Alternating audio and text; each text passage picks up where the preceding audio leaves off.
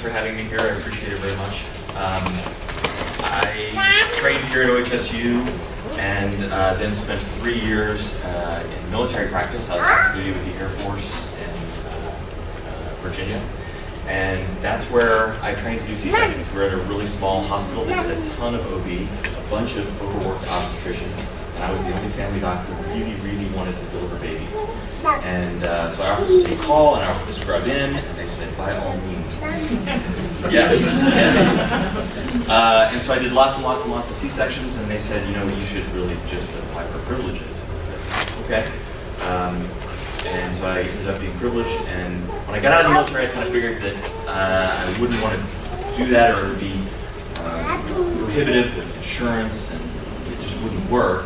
And that wasn't the case. I applied for privileges at the hospital where I started working in Vancouver, and the other hospital where I was working in Vancouver, and I've continued to do sections for the past, I guess, 8 years now. And about a year ago, I moved to a civilian practice at Providence on the east side, and I'm doing operative maternity care over there as well. I actually have 2 jobs. My one job is at Providence, where I have a pretty full spectrum family practice, cradle to grave. I enjoy every little bit of it.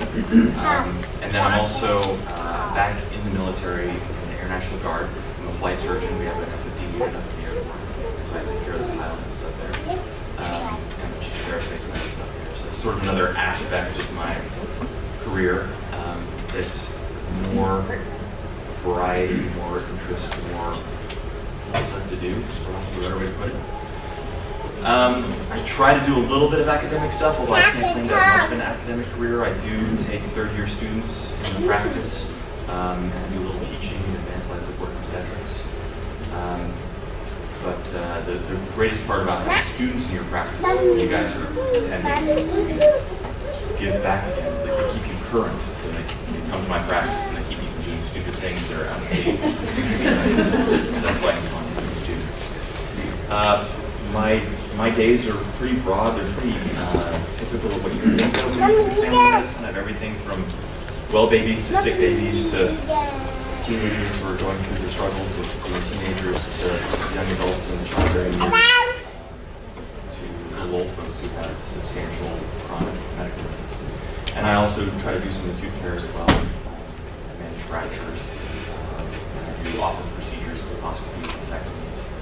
So there's a lot of stuff that you can do. But that's my daily practice on the military side. That's all I do.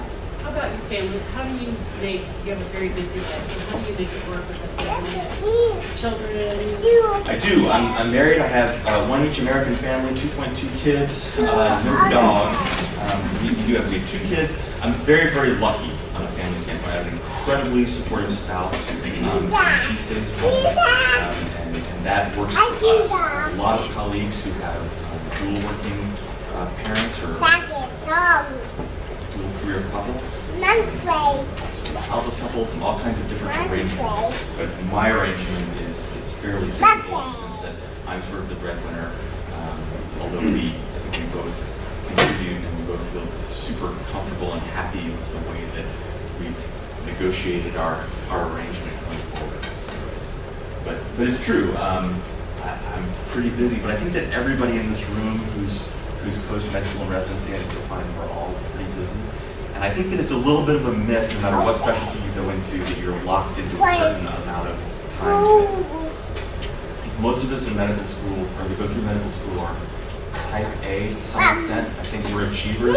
We work hard, we like and want to work hard, but I don't think that we're forced to work any harder than we want. And I don't think that you should feel compelled to work once you're done with your residency. You should feel compelled to work, more than X hours a week. If you're happy to work part-time, then you should do that. More than likely in a position, which is a real blessing to have a profession. Great.